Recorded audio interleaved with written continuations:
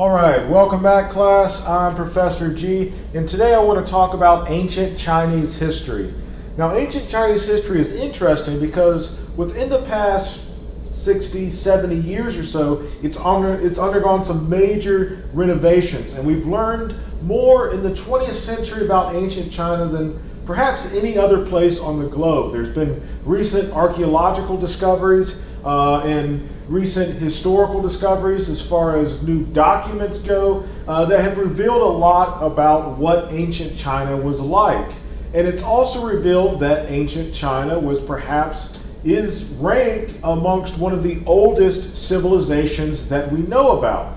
Not as old as Egypt or Mesopotamia or India, but the recent discoveries have pushed Chinese history back. And so we begin to talk about Chinese history, and as I'm talking about it, as with the other lectures, you may want to pull up a world map or maybe a map of China, so that way you can get some sort of picture in your head of the geographical locations I'm talking about. So when we talk about Chinese civilization, again, Chinese civilization is going to begin like other civilizations, and it's going to be centered on and around major rivers. And in ancient China, the major rivers that we're going to primarily be focusing on is the area around and sort of in between the Yellow River and the Yangtze River. And settlements along these rivers, we have evidence of these settlements beginning roughly about 5000 BC. Again, the Neolithic Revolution happens in China, begins about 8,000 BC. We have the domestication of certain grains.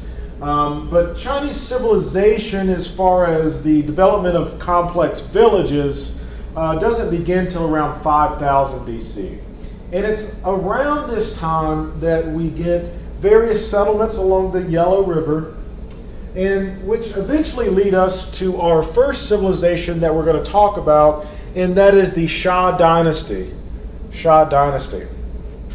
Now, when I said that we only recently discovered ancient Chinese history, both the Shah Dynasty and the Shang Dynasty for most of the 20th century were considered to be somewhat legendary. There was some evidence to support that these dynasties actually existed, but the real evidence came, and we'll talk about these more in depth later, but the real evidence for both the Shah and the Shang come from the discovery of oracle bones. And the discovery of oracle bones is a pretty interesting story.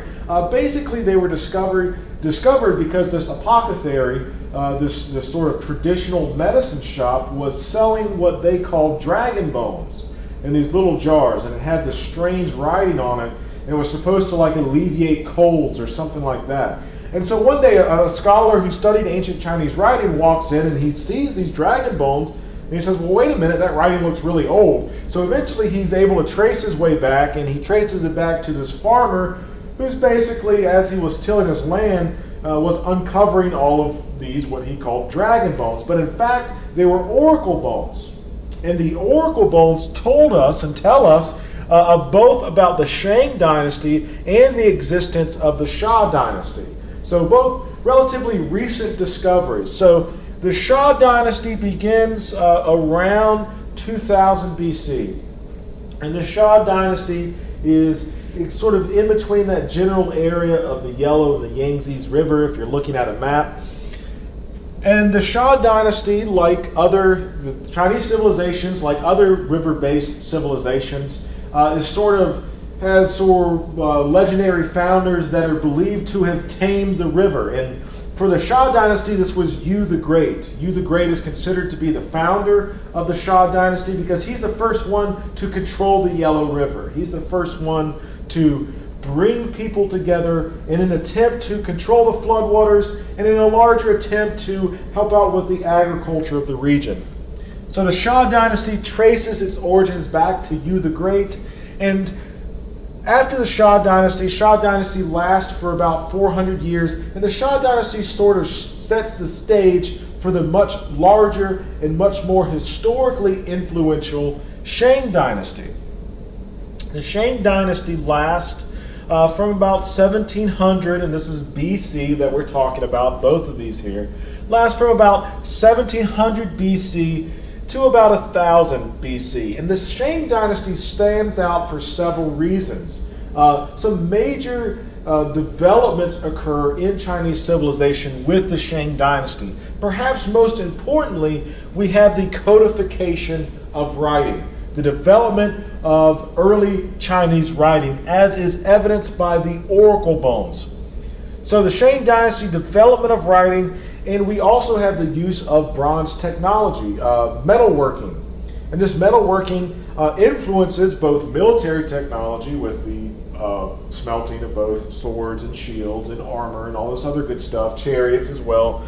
Metalworking, but also improving farming tools, and which in turn improves farming techniques, which in turn leads to higher crop yield. So with these two technologies, we, anytime, as I said in a previous lecture, anytime you have surplus food, what happens? Surplus population, population boom. So that's what we have during the Shang Dynasty, an increase in the Chinese population, almost as a direct result of these new farming tools that they're implementing. And so let's talk for a second. I've already introduced the oracle bones. Now the oracle bones, you can Google oracle bones, and in the images it'll have several pictures of these. The oracle bones are written, they're called oracle bones because they're written on bones. And these are very different types of bones. Some, you'll see pictures of some written on tortoise shells, some are on cattle bone, oxen bone. Basically, they would kill the animal, take the bone, and they would write out what were essentially predictions. Now, the oracle bones are a form of magic, and we've talked about magic. I believe that we talked about magic in previous lectures. Again, when I say magic, don't think of like David Blaine floating up in the air type magic. Think more along the lines of like Harry Potter type magic, okay? These people believed that these rituals that they were performing had power, real physical power, not just like make-believe type stuff, that they could actually foretell the future, for example. This is precisely what they're trying to do with the oracle bones. The oracle bones were used in religious magical rituals, most likely in the king's court, and they are essentially ways to predict the future. So these oracle bones would have questions on it, right? So the king, for example, was considering whether or not to go to war with a local city or something of the sort, whether to suppress a rebellion or whether it's going to be a good crop season this year. And so they would write out, for example, one of the oracle bones would say, should the king go to war with, we'll say, village X? Should the king go to war with village X? And then on one side it would say, the king should go to war with village X, and on the other side it would say, the king should not go to war with village X. And then they would take these bones and they would place them over hot coals or perhaps even over a fire, and the bones would eventually heat up and crack. And it was these cracks that were important because these cracks represented basically what the gods were trying to convey, or the gods / ancestors, and we'll talk about that here in a second, what the gods / ancestors were trying to tell us about what we should do. So either the king or a soothsayer, that is a diviner, some religious person who had some sort of privy to divine knowledge, would look at these cracks and they would interpret the cracks and try to figure out what the cracks meant. The cracks were supposed to provide some sort of answer, some sort of insight into where the gods or where the ancestors were leading us, and we should follow this, right? So the oracle bones are important because it gives us insight into the religious practices of the Shang, right? That very influenced by magic. We have several oracle bones talk about the gods. But perhaps more importantly, the oracle bones tell us history. They tell us what the Shang kings were up to, what they were debating, what they were thinking about doing, what they were thinking about not doing, disasters that had beset the empire, all this other good stuff. So the oracle bones are a treasure trove of historical information. This is why they are so important. It's the oracle bones that provide really the first written account of Chinese history. Okay, next we should talk about the Shan monarchy. Now, we've talked about kingship and the establishment of kingship in past lectures. For example, when during the lecture on ancient Mesopotamian civilization. And one of the distinctive aspects of kingship that we talked about is sort of the merging of kingship as a political / governmental institution with religion. And a very similar thing happens here with monarchy under the Shang dynasty. So the king is not is first and foremost the administrative head of the empire. He's the head honcho, el jefe. He's the one that people bring all of their problems to, and he's the one making the decision about the future course of the empire. Right? That's established. That's what this king does. But also under the Shang, the king is the cultural and spiritual leader for their practice of ancestor worship and veneration. So in Mesopotamian kingship, we talked about Sargon the Great, who was not only a king, but after he became king, he joined his kingship in with religious institutions. And we get sort of a progression from that with the Egyptian pharaoh, right? The pharaoh was not only king, but he was going to become a god. And Alexander the Great sort of one-ups all of them and says, not only am I king, but I'm also a god here in the flesh. Chinese kingship is slightly different. You still have this bringing together of kingship and religion, but the king was supposed to be sort of to set an example, a moral example. And this idea of morality and of a focus on ethics and behavior plays a very important role in Chinese history. So the king was supposed to be a moral exemplar. He's supposed to be somebody that you look up to and say, oh, the king's doing this, I should do this too. And so he's head of the ancestor cult. And again, cult, not a bad thing. Cult in religious terminology is just how people carry out their religious practices, their religious beliefs, what they do. Okay, not like Heaven's Gate style cult. Don't think of that. So ancestor veneration. Somebody in one of my previous classes said that you see an example of this in the Disney movie Milan. Maybe, disclaimer, I haven't seen the movie in like 20 years, so I have no clue. I don't really watch Disney movies. But ancestor worship, if it helps for you to think of that context, is paying respect and veneration, offering sacrifices, offering prayers, meditation to those who have gone before you. And this is not just out of mere respect, but it's out of the belief that these ancestors are still watching over us, and perhaps more importantly, that these ancestors can still intervene in our lives.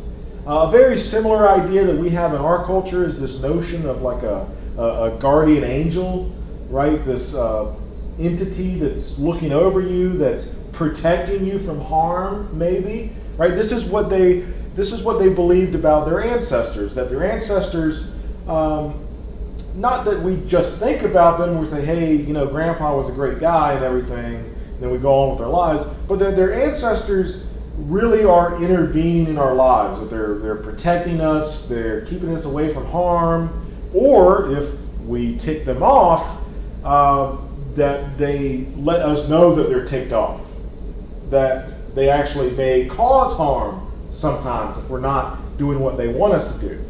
Okay, so this idea of monarchy is tied in with this idea of ancestor worship as well.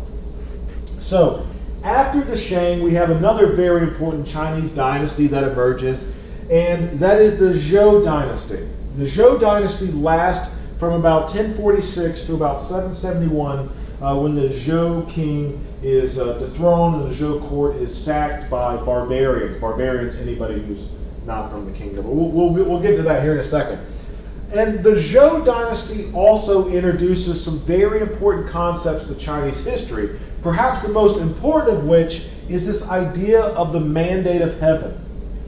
Now, you have a Chinese religion and tradition at the time. I talked about the ancestor worship, but it's also polytheistic. You have beliefs in multiple gods and spirits and what would be our equivalent of angels and demons. And what the Zhou introduced is this notion of the mandate of heaven. This is very, very interesting for a few reasons. The mandate of heaven is supposed to be, so we talked about divine right before, like the idea that the gods have put this king in place for a particular reason. And the mandate of heaven is a similar idea in that if a king possessed the mandate of heaven, he was in the favor of the gods and his ancestors. The mandate of heaven is something that a king possessed because he was a good person, because he was doing the right thing. But a very, very interesting implication of this notion is that a king may lose the mandate of heaven. This is a fascinating idea. It's one of the earliest examples we have in political history, at least, of this idea of a justified rebellion.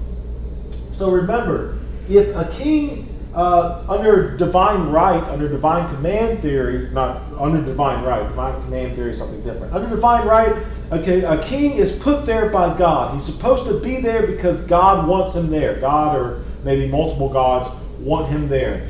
Now, the mandate of heaven says that if the king is a good person, if they are a moral person, if they respect their ancestors, if they respect their people, they can have the mandate of heaven. But if a king doesn't do this, he may lose the mandate of heaven. And when the king loses the mandate of heaven, he loses his respect as king. He loses his kingly position. And so the Zhou actually overthrow the Shang because the Zhou believed that the Shang king had lost the mandate of heaven. So they rebel. And it is their belief that they are justified in this rebellion. And it's very rare that we get the notion of a justified rebellion within history, because this is politically unsettling, because you don't want to give people this idea that they can rebel if they want to. In fact, you don't really see this crop up in any major way until modern history, with the development of modern philosophy and John Locke, and this is actually played out in the American Revolution. So this is a pretty interesting idea within history. So the idea that a king must be a good, honorable, right person in order to control the mandate of heaven. Now, it's also under the Zhou that we get the sort of golden age of Chinese philosophy. People such as Confucius, Lao Tzu, Minci, all of these famous Chinese philosophers are living during the Shah Dynasty, and there are establishing schools that are going to come into play here in a second. Now, the fall of the Zhou happens around 771, and where the Zhou faces external threats, they're invaded, and their empire as a whole eventually falls. Now, the Zhou Dynasty lives on. There's still Zhou around, and there's still a Zhou king for a long time, but it's not the empire that it once was. And with the fall of the Zhou, we have a power vacuum that is created in China. And with this power vacuum, we move into the Warring States period. So the Zhou was the empire that held China together. Once they fall, there's no king anymore. There's no ruler in China. No one has the mandate of heaven.